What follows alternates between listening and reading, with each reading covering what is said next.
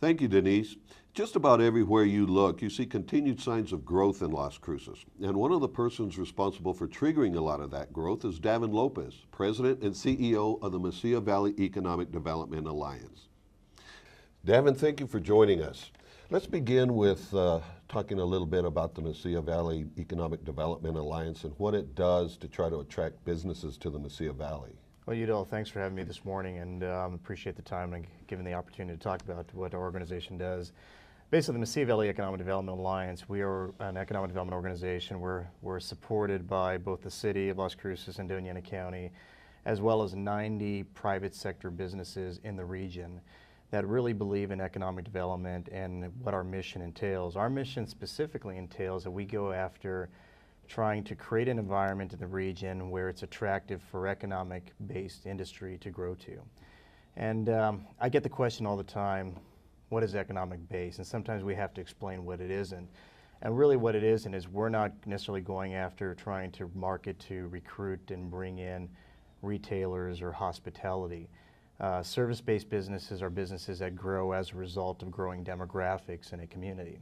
What we go after is the base, and what that means is it's companies who are going to be producing either a product, value-added product, or a service that can then be exported outside of the economy.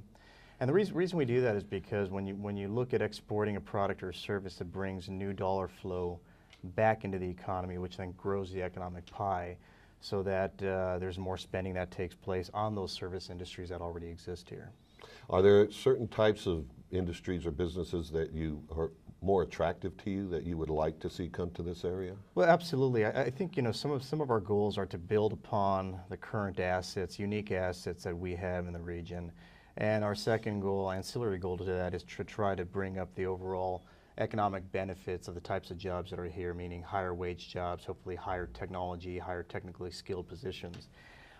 In that manner, we look at our assets first, and we look at the assets we have around the region, and that's really what we cater to. So when you look at, like, let's say down south in Santa Teresa and Sunland Park area, we have a $500 million Union Pacific project taking place. Right. That is getting a lot of attention by industry in terms of the logistics and warehousing. And it's, quite frankly, it's one of those types of infrastructure assets and logistical assets that's unique to an entire region. So we're not, when we look at these assets, we're not necessarily competing solely on incentives or solely on tax policy, which is critical, but we're not competing solely on that. We're actually providing a unique asset that an industry actually needs to flourish their operation. Other industries we look at, and really looking at our unique assets of the area, we look at our aerospace. I mean, I think we have some of the most dynamic and diverse aerospace, or should I say airspace in the country. Everything from what you can do at White Sands Missile Range, what you can do with Spaceport America in terms of commercial space flights. And a lot of people don't realize what we have in our backyard. Here at the Las Cruces Airport, we have the Flight Test Center, which today is the only place in the country where a company can test unmanned air vehicles or unmanned air systems in the public airspace. So those three areas combined provide a very unique asset that you can't find in other parts of the country. And so therefore, we are marketing to the UAV, unmanned air vehicle industry, to commercial aerospace, as well as to support what's happening at White Sands Missile Range and their continued operations. Aside from that, we've seen some opportunities in, I would say, value-added agriculture. Maybe not your traditional agriculture, but for example, biomass. We've seen the success of Sapphire Energy growing not only just in Las Cruces, but in the county next door. And we think with some of the technological support that the university provides in biomass, especially algae, that we have an opportunity to help grow that industry. So those are just three targeted areas that we look at, and there's about a handful of others that we try to attract to the region. All right, David, you mentioned some of the assets that already exist in this area. We've got White Sands Missile Range, we've got New Mexico State University. What other things can we do here to make us, meaning Las Cruces and this area, more attractive to industries? Well, it's interesting, and I get that question quite a bit, and it really depends on the type of industries you're going after. One of the things that I think we need to do here a better job in, not only Las Cruces, but really throughout the entire state of New Mexico, is I think there's a a desire to have, and as I mentioned earlier, we want to get to higher technical skilled positions. But quite frankly, companies, both large and small to startups, they need supporting assets, or they need assets to help grow their own industries and be successful in any area.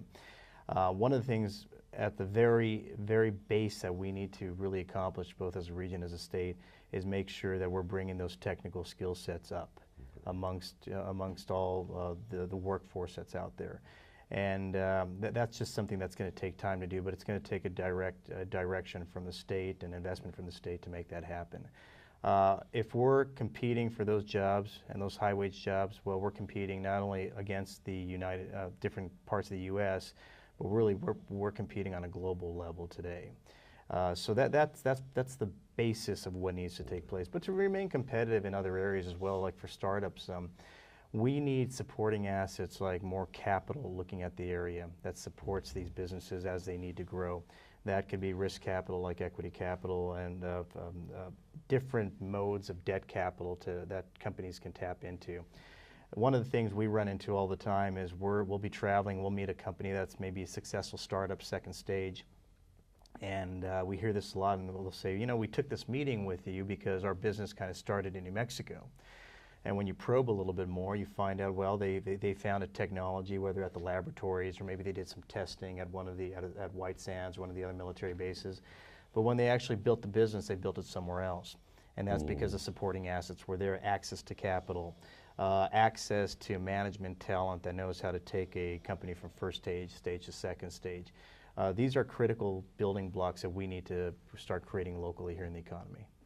And in the fact that Las Cruces now is at 100,000 population, does that make any difference? Does that make us more attractive? People seem to think it's a magic number, and boom, we hit 100,000, and all of a sudden more eyes are going to be looking our way. Is that just a myth? To some degree. I mean, and let me state kind of from two sides. From what we do in terms of economic-based businesses, obviously, when we get into a higher population range, and that magic number, you know, it's like a magic number 10, just hitting that round number, 100,000 is important. Then you have the next one is about 250,000, 500,000, and then 1 million. So these are kind of the building blocks that get us more looks. At the end of the day, although it gets us more looks, we always have to make sure we have a large enough population base that support that illustrates a ready, willing workforce and skilled workforce for these companies that are going forward. So it gives us something to talk about. It's not the magic. It isn't the magic key in terms of economic-based businesses. However, retail, it's a different subject matter. The way retail chains start looking at where they will expand over the next 3-5 years, 100,000 does become a magic number, because they'll look at criteria that they have. We need a minimum population of 100,000. A minimum average wage of this or median wage of this, and such forth. So there's a few other parameters that they'll look at, but 100,000 does start getting us more look. And I think that's why we've seen like Genghis Grill and Dunkin' Donuts now starting to open up in the area. Okay, Devin, you mentioned some of the restaurants that have come into town: Dunkin' Donuts, Genghis Grill, Panda Express. And I know you get this question a lot. Trader Joe's. What is keeping them from Las Cruces? You know, I think outside of red or green, that's the most popular question here No in doubt. Las Cruces. You know, I have not looked at what their specific demographic parameters are, and I believe it's probably any commercial broker here in town would probably know what those parameters are. What I believe, though, however, is we probably do not show quite yet enough full net disposable income in the area for Trader Joe's. And, you know, that'll come over time. There's a couple of ways to do it. I mean, either you let the demographics illustrate the opportunity for that, or to get on the map for someone like a Trader Joe's, and that means higher income levels, higher population. I believe we have the population because there is one in Santa Fe. However, we probably don't have the income levels that are showing support for it. But there's other ways to do it. I mean, there's ways to look at like-type spending on certain types of businesses in the area, and if you can pull out what that spending looks like, and the success of those stores already in the area, that's probably a message that can be taken back to someone like a Trader Joe's to consider the region. So I don't think we're far from it, but I do know they're looking at the income levels of the region. Well, I guess we'll keep our fingers crossed on that one. In the meantime, we have red or green. Yeah, that's right. Damon, thank you Thanks, so much Dale. for joining us. Appreciate it. It was very informative. Thank you. Thank you. Denise, back to you.